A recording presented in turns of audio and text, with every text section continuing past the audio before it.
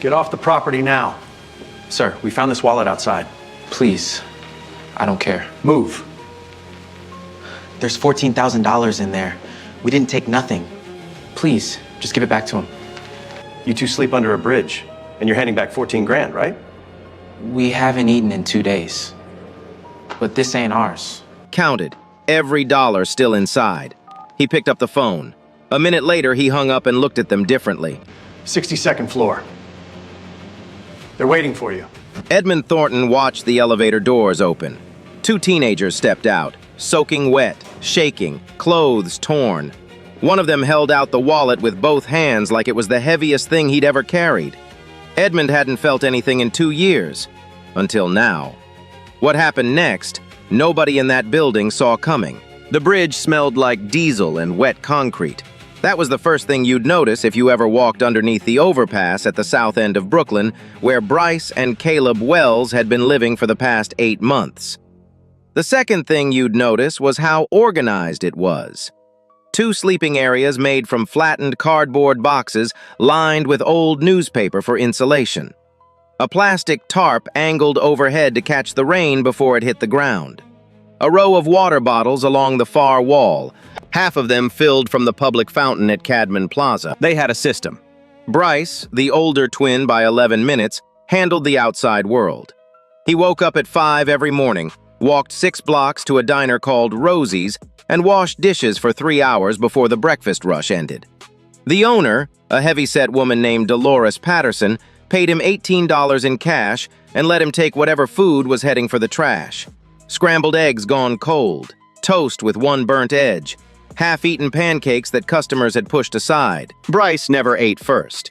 He wrapped everything in napkins and brought it back to Caleb. Caleb was the quiet one. He spoke when spoken to, nodded when words felt like too much, and spent every free hour inside the Brooklyn Public Library on Flatbush Avenue.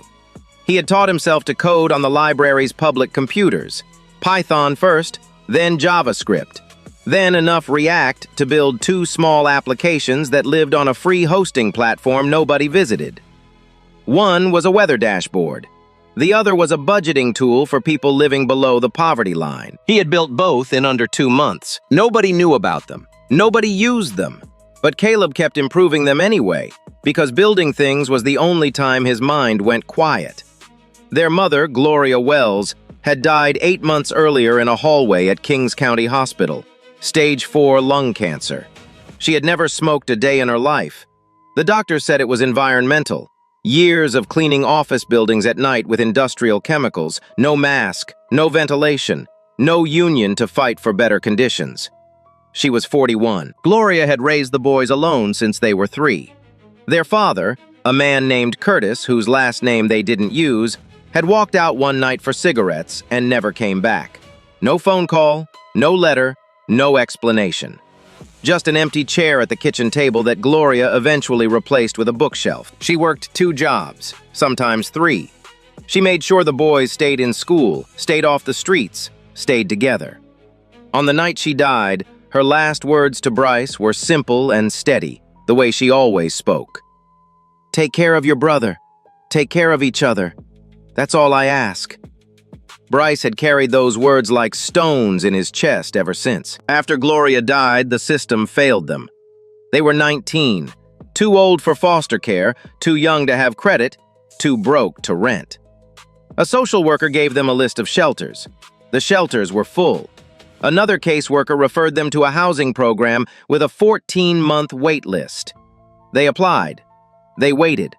They slept outside. The only thing they had left of their mother was her winter coat, a faded green parka with a broken zipper that she had worn to every overnight shift for 6 years.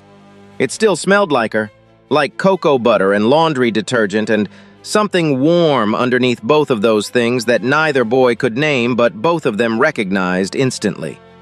They took turns wearing it. Bryce on odd nights, Caleb on even ones. It was the warmest thing they owned. Edmund Thornton's penthouse sat 62 floors above Park Avenue. 3,000 square feet of Italian marble, floor-to-ceiling windows, and the kind of silence that only money can buy. The kind of silence that swallows you whole if you let it. He was 62 years old. founder and chairman of Thornton Holdings, a real estate empire that stretched across 14 states and 3 countries. Forbes had him at number 43 on their list. Net worth, $4.7 billion. He owned buildings in Manhattan the way some people own shoes, casually, abundantly, without thinking about most of them. But the penthouse was quiet. It had been quiet for 2 years. His son Liam had died on a Sunday afternoon in October, 21 years old. A car accident on the Merritt Parkway in Connecticut. Wet leaves on pavement. A curve taken 2 miles per hour too fast. The kind of death that doesn't make sense because there's nothing to blame except physics and timing, and the ordinary cruelty of a road that looks safe until it isn't. Liam was Edmund's only child. The only person in the world who called him Dad instead of Mr. Thornton or Sir. The only person who could make him laugh at dinner, who left voicemails that rambled on for 3 minutes about nothing important, who once gave him a leather wallet for Father's Day with a note tucked inside that said, "For the man who gave me everything. L." Edmund still carried that wallet every day. It was the last gift Liam ever gave him. After the funeral, the silence moved in. It sat in every room. It filled the spaces where Liam's voice used to be. At the breakfast table, on the other end of the phone, in the hallway on Sunday mornings when he'd show up unannounced with bagels and coffee. Catherine, Edmund's wife of 26 years, couldn't take it. She said the silence was louder than screaming. She asked him to talk. He couldn't. She asked him to cry. He wouldn't. She filed for divorce 11 months after the burial, and Edmund signed the papers without a single word of protest. He replaced grief with work. 18-hour days. Board meetings at 7 in the morning, conference calls at midnight. His assistants learned not to ask how he was doing. His business partners learned not to mention Liam's name.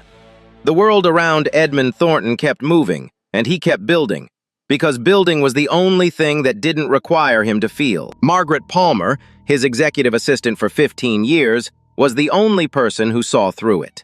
She kept a framed photo of Liam on her desk, the one from his college graduation where he was laughing at something off camera. Edmund walked past it every morning. He never asked her to take it down. Some mornings she caught him standing in front of it, just standing there, not moving, not speaking. Then he'd straighten his tie, walk into his office, and close the door. That was the life of Edmund Thornton on the morning his wallet went missing. It was a Tuesday, 5:40 in the morning. The rain had slowed to a drizzle, but the sidewalks were still slick and dark. Bryce was already up, pulling on his sneakers, a pair of gray Nikes with a hole near the left toe that he'd found in a donation bin outside a church on Atlantic Avenue. Caleb was awake beside him, sitting cross-legged on the cardboard, writing something in his notebook by the pale blue light of a phone screen with 11% battery left. "I'm heading to Rosie's," Bryce said. "Be back by 9. Caleb nodded without looking up. Bryce walked the usual route. Down under the overpass, up the concrete steps, across Tillery Street, past the parking garage that always smelled like motor oil. He cut through the alley behind a French restaurant called Le Petit Jardin, where the kitchen staff sometimes left bread rolls in a bag by the dumpster. This morning, the bag wasn't there. He kept walking, past the bodega on the corner, past the dry cleaner with the cracked front window, past a woman in a long coat walking a small dog that looked like it was wearing a sweater. And then he saw it.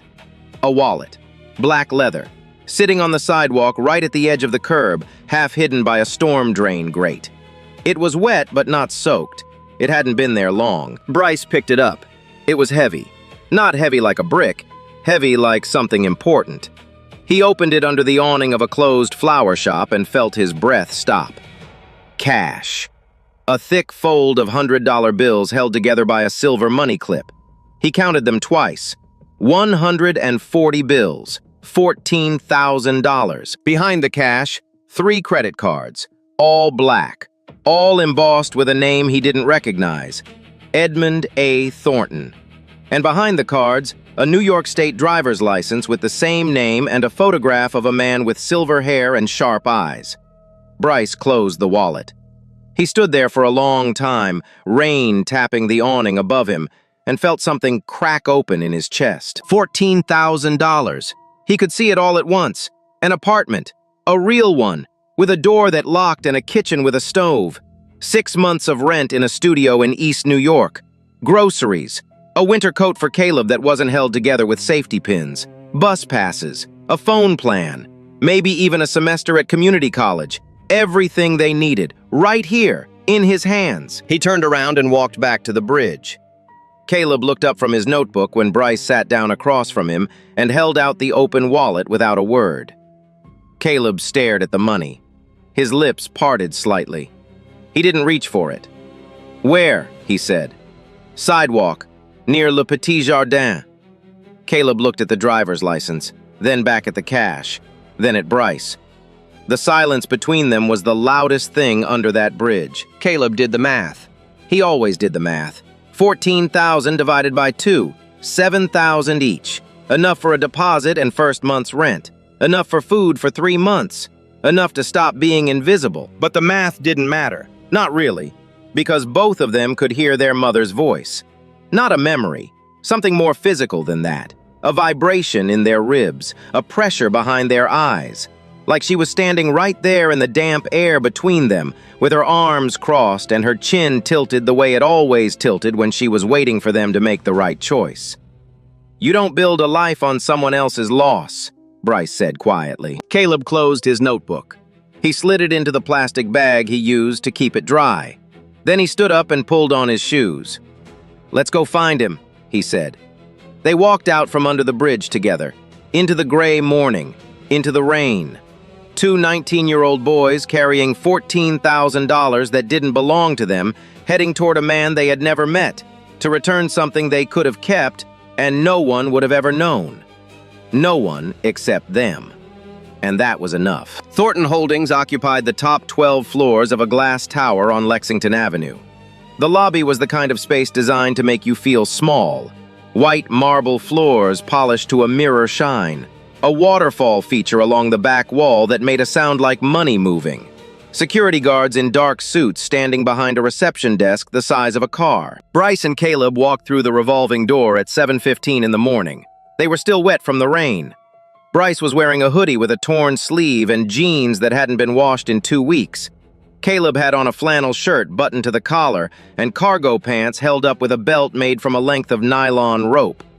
The guard behind the desk, a broad-shouldered man with a shaved head and a name tag that read Stevens, looked up and immediately straightened. "Can I help you?" "We're here to see Mr. Thornton," Bryce said. "Edmund Thornton." Stevens looked them up and down. His expression didn't change, but his posture did. He shifted his weight forward just slightly, the way people do when they're deciding whether to call for backup. "Do you have an appointment?" "No." "Then I can't help you. Mr. Thornton doesn't take walk-ins." "We found his wallet," Caleb said. He said it the way he said most things, quietly, directly, without any interest in being impressive. He held up the black leather wallet so Stevens could see it. Stevens stared at it, then at them, then at the wallet again. "Wait here." He picked up the phone and dialed a number from memory. He turned his back to them and spoke in a low voice for about 30 seconds. When he hung up, his expression had shifted.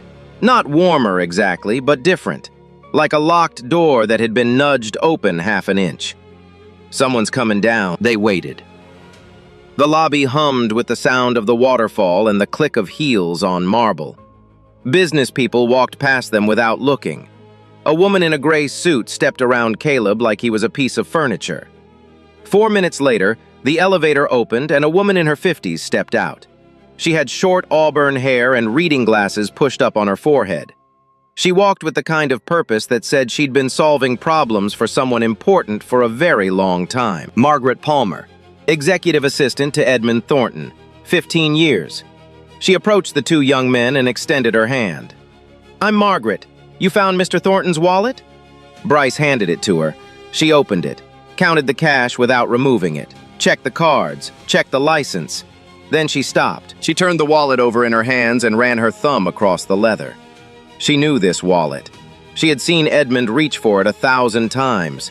At lunch meetings, at charity galas, at the coffee cart on the corner where he still paid in cash because Liam used to tease him about never learning to use Apple Pay.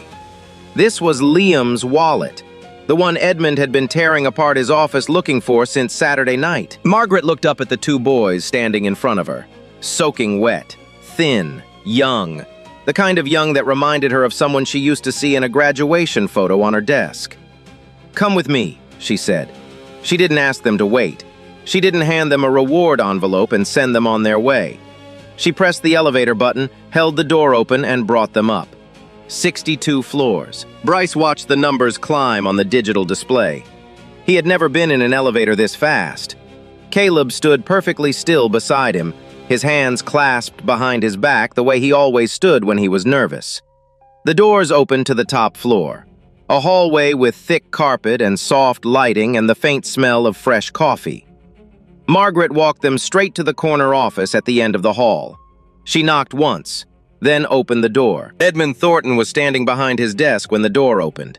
He was on the phone, one hand in his pocket, the other holding a coffee cup that had gone cold an hour ago. The office was enormous.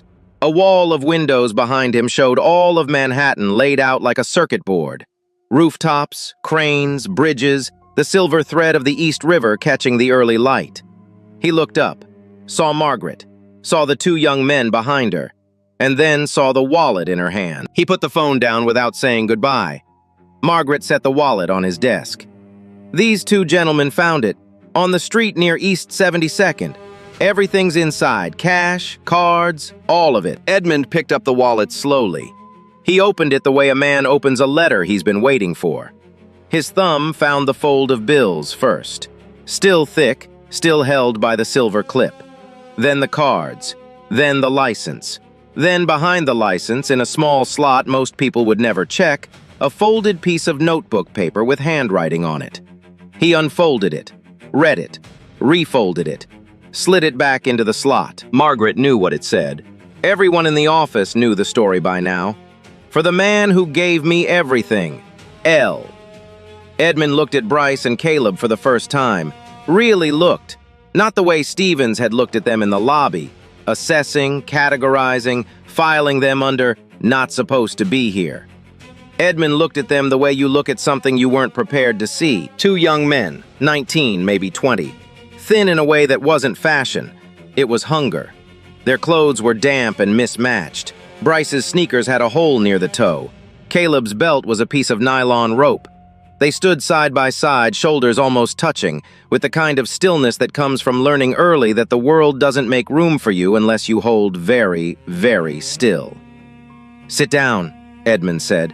His voice was quieter than Margaret expected. They sat, Bryce on the left, Caleb on the right. Two leather chairs that probably cost more than anything they had ever owned. Edmund sat across from them. He set the wallet on the desk between them like it was a piece of evidence. $14,000, he said.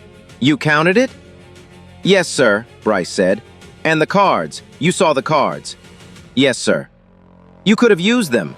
The cash alone. You could have disappeared with it. No one would have found you. No one would have known." Bryce didn't blink. "We would have known." Edmund leaned back in his chair. He studied Bryce's face, then Caleb's. The silence stretched. Margaret stood near the door, watching. "Why didn't you keep it?" Edmund asked. The question hung in the air like smoke. Caleb looked at his brother. Bryce looked at the wallet. "Because it's not ours," Bryce said. Simple, final, the way his mother would have said it. Edmund opened his desk drawer and pulled out an envelope. He slid it across the desk. "There's $1,000 in there. A thank you. Take it." Bryce looked at the envelope, then at Caleb, then back at Edmund. "No thank you, sir. We didn't come here for a reward." Edmund stared at him. A beat passed, then another. Margaret saw something shift in his face, a hairline crack in the surface he had spent 2 years building. It wasn't surprise exactly, it was recognition. The kind of recognition that happens when you see something in a stranger that reminds you of someone you lost. These boys were 19. Liam had been 21. "Where do you live?" Edmund asked. Bryce hesitated. Caleb answered. "Under a bridge in Brooklyn." The words landed on the marble floor of that corner office like a glass dropping. Edmund didn't flinch, but his hand, resting on the desk beside the wallet, curled into a slow fist. Margaret saw it. She had seen that fist once before, at the hospital, the night they told him about Liam. "Margaret," Edmund said without looking away from the two boys in front of him. "Clear my afternoon." Margaret nodded. She stepped out and closed the door behind her. She didn't ask why. She already knew. Edmund didn't tell the twins what he was doing. He shook their hands that morning, thanked them again, and had Margaret call a car to take them wherever they wanted to go. They asked to be dropped off at the Brooklyn Public Library. The driver said they didn't speak the entire ride. That afternoon, Edmund made a phone call to a man named Victor Holloway. Private investigator, discreet, expensive. The kind of man who could find out everything about a person in 48 hours without that person ever knowing they'd been looked into. "Two names," Edmund said. "Bryce Wells, Caleb Wells, twins, 19 years old, currently homeless. I want to know everything." The report came back on Thursday. Victor's file was 11 pages long, single-spaced. It read like a case study in how every system designed to protect young people can fail them one by one. Gloria Wells, mother, died 8 months prior, stage 4 lung cancer, diagnosed late because she couldn't afford regular checkups, treated at Kings County Hospital under emergency Medicaid, died in a hallway because the oncology ward was full. No life insurance, no savings, no next of kin listed other than her 2 sons. Father, Curtis Delaney, left the family when the boys were 3. Last known address, Tallahassee, Florida, 2014. No contact since. No child support ever paid. A warrant out in 2 states for unpaid fines. A man who vanished the way smoke vanishes, completely and without apology. After Gloria's death, the twins were referred to the city's housing assistance program. Application submitted. Waitlist position, 412. Estimated wait time, 14 months. In the meantime, they were given a list of emergency shelters. Every shelter on the list was at capacity. A follow-up call was scheduled for 6 weeks later. The call was never made. They fell through the cracks, not because the cracks were hidden, because the cracks were wide enough to walk through. But the part of the report that made Edmund set down his reading glasses and stare out the window for a full minute was page 8. Caleb Wells, self-taught programmer, used public library computers, the Brooklyn branch on Flatbush Avenue, to learn Python, JavaScript, and front-end development. Built 2 functioning web applications, a weather dashboard with location-based alerts, and a personal finance tool designed specifically for users living below the federal poverty line. Both apps were live on a free hosting service. Both showed clean code and thoughtful user interface design. The librarian, a woman named Sandra Owens, had written a letter of recommendation for Caleb to a community college program. He never applied because the application fee was $45. Bryce Wells, employed informally as a dishwasher at Rosie's Diner on Tillery Street, paid in cash, never missed a shift. The owner, Dolores Patterson, described him as the most reliable person I've ever hired, and I've been running this place for 30 years. Bryce split every dollar he earned with his brother. He kept no savings for himself.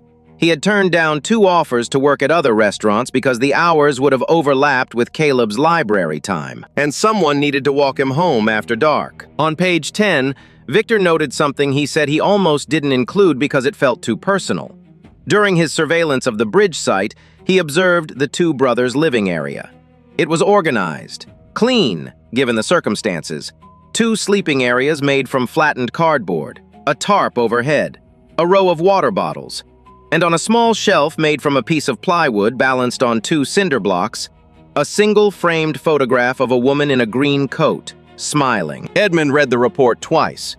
Then he did something he hadn't done since the morning after Liam's funeral. He drove to Brooklyn himself, alone, no driver, no security. He parked 3 blocks from the bridge and walked. He didn't go under the overpass. He stood on the sidewalk above it, looking down through the chain-link fence at the place where 2 19-year-old boys had built something that looked, from a distance, almost like a home. He sat in his car afterward for 20 minutes, the engine running, the heater on, his hands on the steering wheel, and he cried. For the first time in 2 years. Not for Liam, not for himself, for them. The phone call came on a Friday afternoon. Caleb was at the library. Bryce was walking back from Rosie's with a bag of leftover muffins and a thermos of coffee Dolores had pressed into his hands with a look that said, "Don't argue." It was Margaret. "Mr. Thornton would like to invite you and your brother to dinner this evening. His home, 7 o'clock. A car will pick you up wherever you'd like." Bryce almost said no. Dinner at a billionaire's penthouse. 2 homeless kids sitting at a table they had no business sitting at. It sounded like the setup to a joke, and he wasn't in the mood to be the punchline. But Caleb, when Bryce told him, looked up from his laptop screen and said, "We should go." So they went. The car, a black sedan with leather seats that smelled new, picked them up at the library at 6:30. The driver didn't make small talk. He drove them into Manhattan, through the tunnel, up Park Avenue, and pulled into an underground garage beneath a building so tall that Caleb had to lean forward in his seat to see the top of it. The elevator opened directly into the penthouse. Edmund was waiting. He was wearing a sweater, no suit, no tie. He looked like a different man than the one they'd met in the office, smaller somehow, softer around the edges, like the armor had been set aside for the evening. "Thank you for coming," he said. He meant it. You could hear it. The table was set for 3. White plates, silver forks, cloth napkins folded into triangles. A roasted chicken in the center, still steaming. Green beans, mashed potatoes, a basket of bread. Bryce sat down and stared at the spread of silverware beside his plate. 3 forks, 2 knives, 2 spoons. He didn't know which one to use first. He looked at Caleb. Caleb looked at the forks like they were a puzzle he hadn't studied for. Edmund noticed. He didn't say a word. He picked up the chicken leg with his bare hand, bit into it, and set it down on his plate. Grease on his fingers. A small, deliberate rebellion against his own table setting. Bryce exhaled. Caleb almost smiled. They ate. After dinner, Edmund leaned back in his chair and folded his hands. The city glowed behind him through the floor-to-ceiling windows. 62 floors of silence. "I'm going to be direct with you," he said. "I had someone look into your situation. I know about your mother. I know about the shelters. I know about the bridge." Bryce's jaw tightened. Caleb set down his glass. "I'm not telling you this to embarrass you," Edmund continued. "I'm telling you because I want you to understand that what I'm about to offer isn't coming from pity. It's not charity. It's not a handout." He paused. Looked at both of them. "I'd like to provide you with an apartment, fully furnished, 2 bedrooms, midtown, paid for. I'd also like to cover tuition at any college program you choose. Full ride, books, fees, everything. And I'd like to offer both of you internships at Thornton Holdings. Paid positions, real work, not busy work." The room went still. Bryce shook his head. "Mr. Thornton, we can't accept that." "Why not?" "Because that's charity, and we don't take charity." Edmund didn't argue. He didn't raise his voice. He leaned forward, rested his elbows on the table, and spoke the way a man speaks when he's saying something he's been rehearsing in his head all day. "Let me tell you something about my son. Liam was 21 when he died. He was kind, funny, stubborn as hell. He used to tell me that the only thing worse than failing is never giving someone the chance to succeed. I didn't understand what he meant until I met you two." He let that settle. "This isn't charity, Bryce. I'm investing in 2 people who walked into my building soaking wet, handed me $14,000 they could have kept, and asked for nothing in return. That's not someone who needs a handout. That's someone who deserves a door." Caleb spoke, quietly, the way he always did. "Why us?" Edmund was quiet for a long time. The kind of long that makes you hold your breath. When he finally spoke, his voice was different, thinner, like something underneath it was trying to surface. "Because you remind me of him." He didn't say Liam's name, he didn't need to. The deal was simple. They would live in the apartment. They would enroll in school. They would work at Thornton Holdings, and they would earn everything they received. Edmund would open the door. They would walk through it on their own 2 feet. Bryce looked at Caleb. Caleb nodded. One small dip of the chin, the way they'd been communicating since before they could talk. "Okay," Bryce said, "but we're paying you back, every dollar, someday." Edmund shook his hand. "I'm counting on it." That night, Margaret received a text from Edmund at 11:40. 3 words, "Clear Liam's room." The next morning, 2 bedrooms were being prepared on the 62nd floor. New sheets, new towels, 2 desks, 2 lamps, and on each nightstand a framed copy of the same photograph. Gloria Wells, smiling in a green coat. Edmund had found it in Victor's report. The story hit the press 3 weeks later. Someone at Thornton Holdings leaked it. Probably an intern, probably for a few $100s and a byline credit. The headline ran in the New York Post on a Wednesday morning. Billionaire takes in homeless twins after they return his wallet. By Thursday, it was everywhere. Twitter, Instagram, cable news. The comment section was exactly what you'd expect from the internet. 60% supportive, 30% suspicious, and 10% cruel enough to make you lose faith in human beings entirely. Publicity stunt. Tax write-off. Bet they're sleeping with someone on his staff. Billionaire buys himself 2 pets. Those kids are running a con. Watch. Bryce made the mistake of reading the comments once. He didn't read them again. At Columbia, where Caleb had enrolled in the computer science program and Bryce in the business management track, things were more subtle. Nobody called them names to their faces, but the whispers traveled the hallways like drafts under a door. Scholarship kids, charity cases, the Billionaires Project. A student in Bryce's economics class, a blonde kid named Tyler with a trust fund and a jawline that looked like it had been designed by committee, made a comment during a group discussion that landed like a slap. Some people earn their way here, other people just find a wallet. The room went quiet. The professor looked uncomfortable. Bryce stared straight ahead. His hands were flat on the desk, pressing down so hard his knuckles turned pale. He didn't respond, but that night he packed a bag, folded his clothes, zipped it shut, set it by the door of his room on the 62nd floor, and sat on the edge of his bed, staring at the city lights through the window. Caleb found him like that at midnight. He didn't say anything at first. He just sat down on the floor across from his brother, cross-legged, the way he used to sit under the bridge. Then he pulled out his notebook, the same one, the one with the water stains and the bent corners, the one he'd carried through every night on the cardboard. He opened it to the first page and held it up. Gloria's handwriting. Faded blue ink on lined paper. Words she had written on the inside cover the Christmas before she got sick. Take care of each other. That's all I ask. Bryce looked at the page, his jaw clenched, his eyes burned. He didn't cry, but he unzipped the bag. 3 days later, Edmund found out about the packed bag. Margaret told him. She told him everything. The article, the comments, the kid in Bryce's class. Edmund didn't say anything for a long time. He stood at his office window, looking out at the skyline, his hands in his pockets. That evening, he showed up at the apartment unannounced. No driver, no Margaret.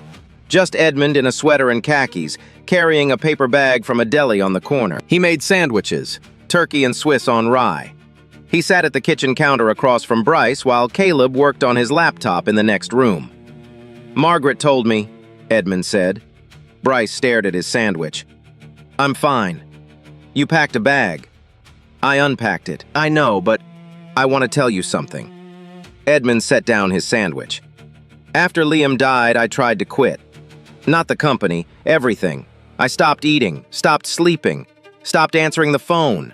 I sat in this penthouse for 11 days and didn't leave once. Margaret had to break in with a spare key. He looked at Bryce. Running is easy. Staying is the thing that takes everything you've got.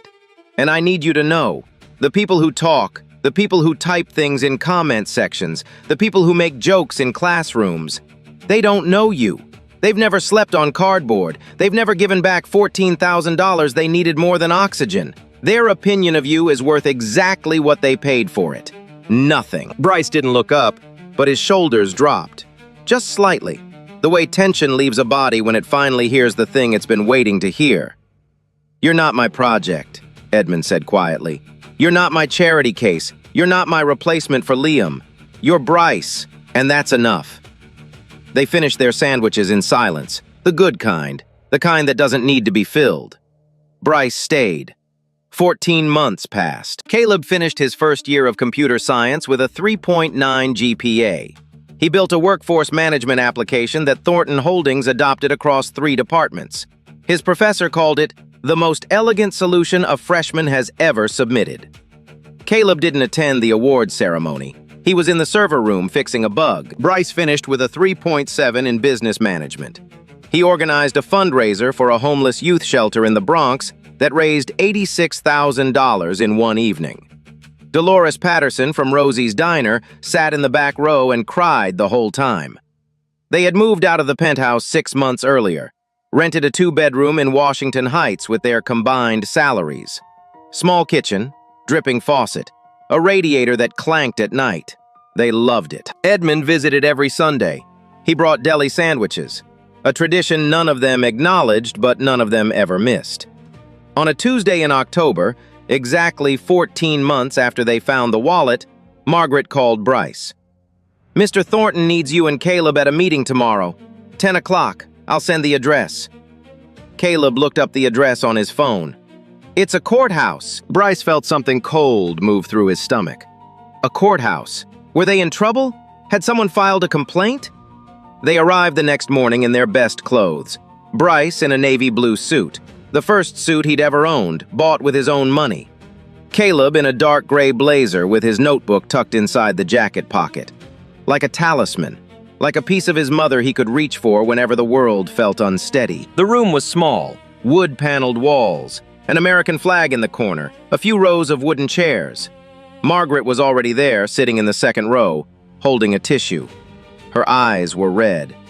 Edmund stood at the front beside an attorney. Charcoal suit, a tie Bryce had never seen, deep navy with thin silver stripes. His hands were clasped. He looked nervous. Edmund Thornton, a man who had faced boardrooms of billionaires and senators, looked nervous. The judge entered. A woman in her 60s with silver hair and glasses. Case number 2026-AD-04571, in the matter of the petition for adult adoption filed by Edmund Arthur Thornton. Bryce stopped breathing. Caleb's hand found his brother's arm. His fingers gripped the fabric of the navy suit. Edmund stepped forward. He looked at the judge. Then he turned to Bryce and Caleb. "Your Honor," he said. His voice was steady, but underneath it something trembled. "I'd like to formally adopt Bryce and Caleb Wells as my sons." The silence had weight. You could feel it pressing against your chest. Bryce didn't move, his vision blurred. 14 months of dinners, Sunday sandwiches, late-night phone calls, Edmund showing up in a sweater making turkey on rye, telling him that staying was the hardest thing, that he was enough. The judge reviewed the file. 6 months of preparation, background checks, home visits, letters of support from Margaret, Dolores Patterson, Sandra Owens at the Brooklyn Public Library. Edmund had been building this case in silence for half a year. "Mr. Wells," the judge said, looking at Caleb, "do you consent to this adoption?" Caleb opened his mouth. Nothing came out. He pressed his lips together. His chin shook. Then a sound escaped, something between a breath and a sob. The first time he had cried in front of anyone since the night Gloria died. He nodded. "Yes, Your Honor." "Mr. Wells," the judge said, turning to Bryce, "do you consent?" Bryce stood. He looked at Edmund, this man who had found them, fed them, believed in them, and never once asked for anything in return. 2 words, the only 2 that mattered. "Thank you, Dad." Edmund's face broke. The surface he had rebuilt over 2 years cracked open, and what came through was raw and bright and uncontainable. He pulled Bryce into his arms. Caleb rose and joined them. 3 men holding each other in a wood-paneled room in downtown Manhattan. The judge waited. Then she smiled. The gavel came down. Bryce and Caleb Thornton Wells. Official. Permanent. Family. Margaret blew her nose into her tissue. She was smiling so hard her face hurt. 3 years later, Caleb Thornton Wells sat in a glass-walled office on the 14th floor of Thornton Holdings. He was 22 years old, lead software engineer on the company's Civic Technology division, a department that didn't exist before he proposed it. His team of 9 built free digital tools for people navigating housing assistance, food programs, and emergency shelters. The budgeting app he had once coded on a library computer was now used by over 40,000 people across 3 states. A venture capital firm had offered to acquire it for $2 million. Caleb turned them down. Some things aren't for sale. He still carried his notebook, The one with the water stains and the bent corners, and his mother's handwriting on the first page. It sat on his desk, next to his laptop, every single day. Bryce Thornton Wells ran the Thornton Foundation's Youth Housing Initiative. He was 22 and already managed a $12 million annual budget dedicated to one thing: making sure no 19-year-old in New York City had to sleep under a bridge because every shelter on a list was full. In its first year, the program housed 314 young people. Bryce knew the number by heart because he counted every single one. Dolores Patterson still worked at Rosie's. Bryce stopped by every Friday morning. He didn't wash dishes anymore, but he always brought muffins, the expensive kind, from a bakery in Tribeca. Dolores told him they weren't as good as her leftovers. He laughed. She was probably right. Edmund Thornton stepped down as chairman of Thornton Holdings the year after the adoption. Not because he was tired, because he had found something he wanted to do more. He joined the board of 3 nonprofit organizations focused on foster care reform and youth homelessness. He testified before a congressional subcommittee about the gaps in the system, the 14-month wait lists, the follow-up calls that were never made, the $45 application fees that stood between a kid and a college degree. He smiled more now. Margaret noticed it first, then the board, then the press. A profile in the Times described him as a man who found his second act not in business, but in fatherhood. The wallet, Liam's wallet, the one that started everything, sat in a glass display case in Edmund's home office, not on Park Avenue anymore. He had sold the penthouse. He lived in a brownstone in Brooklyn now, 4 blocks from the bridge where Bryce and Caleb used to sleep. Next to the wallet, in a simple silver frame, was a photograph of 3 men at a dinner table. Edmund in the middle, Bryce on his left, Caleb on his right, all of them laughing at something the camera hadn't captured but didn't need to. On the wall behind the display case, in small black letters, was a sentence Edmund had asked a calligrapher to write. Sometimes the thing you lose leads you to the thing you need most. And below that, in Gloria's handwriting, scanned from the notebook, enlarged and printed on archival paper, "Take care of each other. That's all I ask." They did. If this story made you feel something, anything, drop a comment and tell me, what would you have done if you found that wallet? Would you have given it back? Be honest. Then share this with someone who needs to hear it today. And if you're not subscribed yet, hit that button, because these are the stories that don't get told unless someone presses play.